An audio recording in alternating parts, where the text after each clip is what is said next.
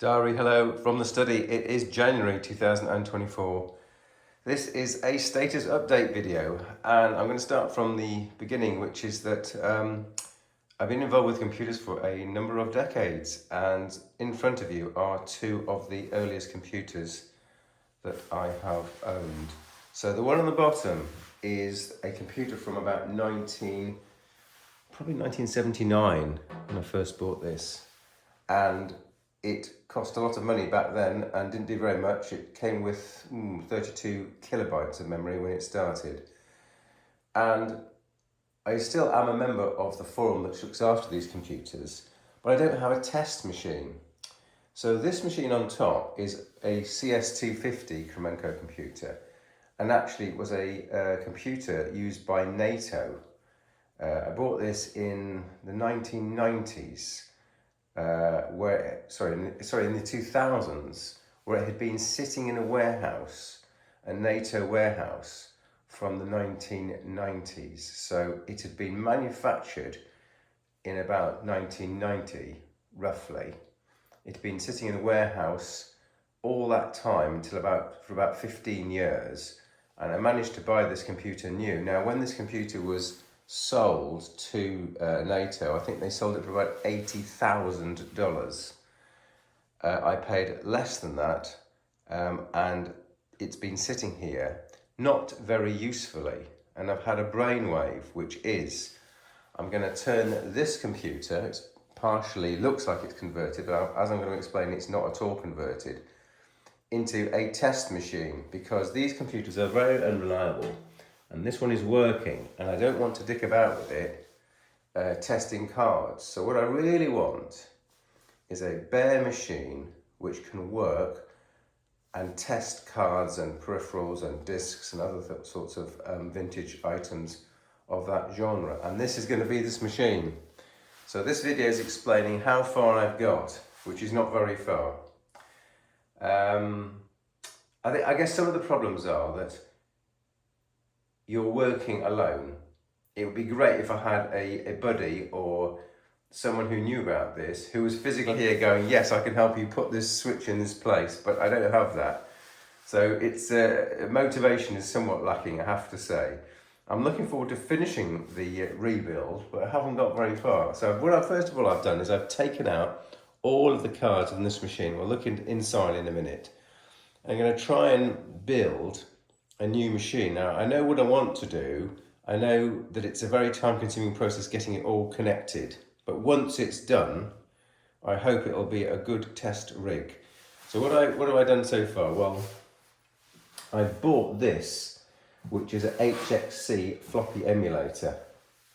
You'll see there is one down here, but I have to reprogram it to be the same as the one down here. Basically, I'm trying to copy this configuration here, which is very, very difficult to access when you get the covers off, and extremely difficult to find out what switch settings I've actually made in the past.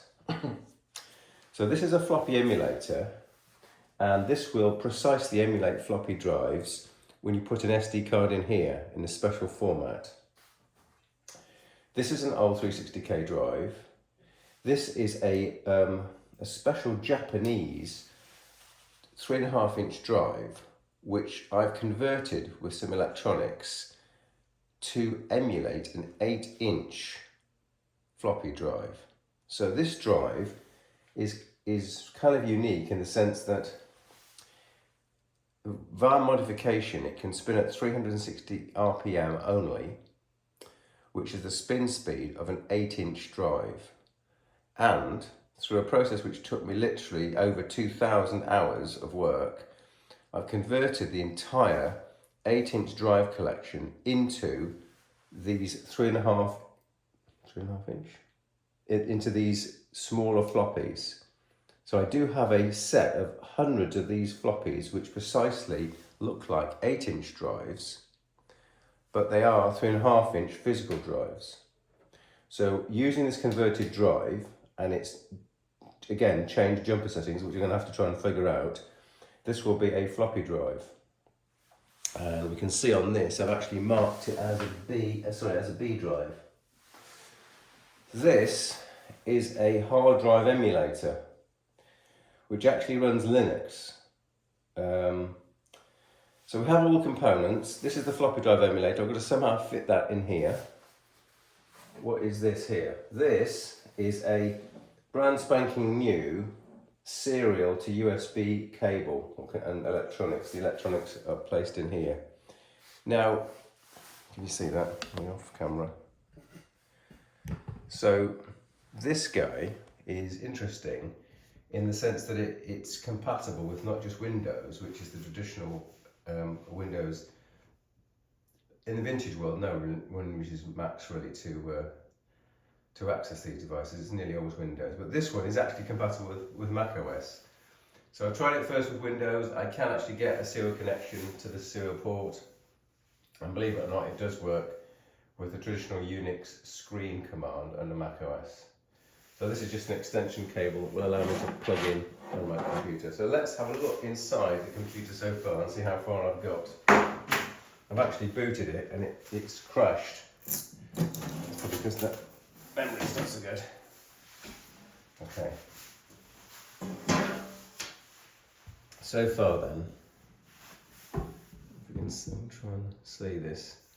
I could be pointing at anything, but I should be pointing at the right things, honest. So, this card here is the disk controller card, and it's got a cable which goes to the back, which is going to be plugged into this serial connector here. That'll be plugged into that serial connector here. So that's going to be the means of access to this computer. This is a disk controller card which has got the serial interface on it as well. This card here to the right, you see that? This card here is the STDC hard drive controller, and that connects to this disk emulator down here, or will do. This is a CPU card called the DPU, which was interesting design by Cromemco because it contains both a Z80 and a 68000. And this is a memory card, which unfortunately I think is faulty, which is why when it boots it crashes. But because all the chips are soldered, which was very uncommon in the early days, cards were nearly always socketed, so you could replace the faulty RAM chips. Cromemco decided, for reasons of quotes reliability unquotes, that they wouldn't do that, and that's fine once the chips are working, but of course if the chips break down then you're a bit screwed. Anyway, so I think I've got to the end of my status video. We're at the stage where I know exactly what to do. It's going to be kind of difficult to actually get it there because it is just so time consuming to take this old machine apart, try and figure out what's connecting to what, and then rebuild this system in its image. And the idea is this system will be a base system which can be tinkered around with. So I've explained everything, I've just got to get down and do it now. So I shall be talking to you later. Thanks for watching and listening.